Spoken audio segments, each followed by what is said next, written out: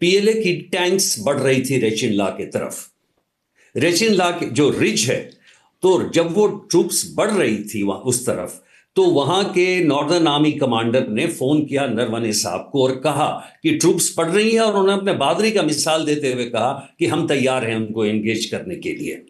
नरवणे साहब ने कहा कि रुकिए, पहले मैं पूछता हूं। नरवणे साहब इस बात को उनके दिमाग में था कि फायरिंग अभी नहीं करनी चाहिए, क्योंकि ये एक वॉर का डिसीजन लेना होगा या नहीं लेना होगा। उन्होंने डिफेंस मिनिस्टर को फोन किया, डिफेंस मिनिस्टर ने प्रधानमंत्री जी को फोन किया।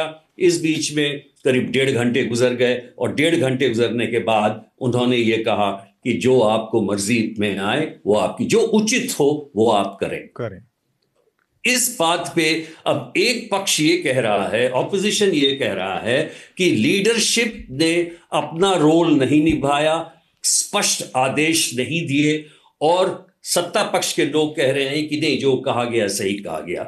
अब मेरा इसमें विश्लेषण बड़ा स्पष्ट है कि देखिए, जब आप आर्मी कमांडर हैं, जब आप आर्मी चीफ हैं, तो आपको जो टैक्टिकल डिसीजंस हैं वो खुद लेने पड़ते हैं।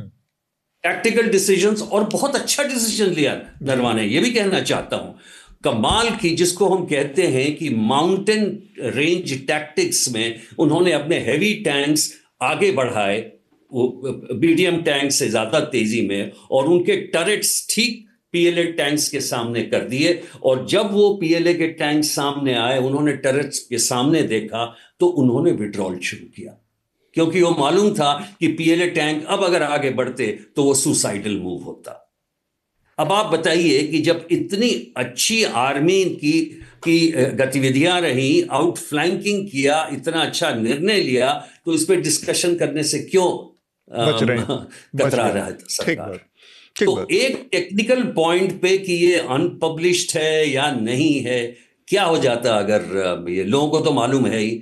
मेरा तो बल्कि ये भी रुख है कि हेंडरसन जो पेपर्स हैं वो भी रिलीज कर देने चाहिए। एक प्रजातांत्रिक प्रणाली में लोगों को ये हक है जानना कौन सी ऐसी ऑपरेशनल चीज अभी लग गई है 30 साल के बाद या 40 साल के बाद, जो कि जनता के इसमें नहीं आई।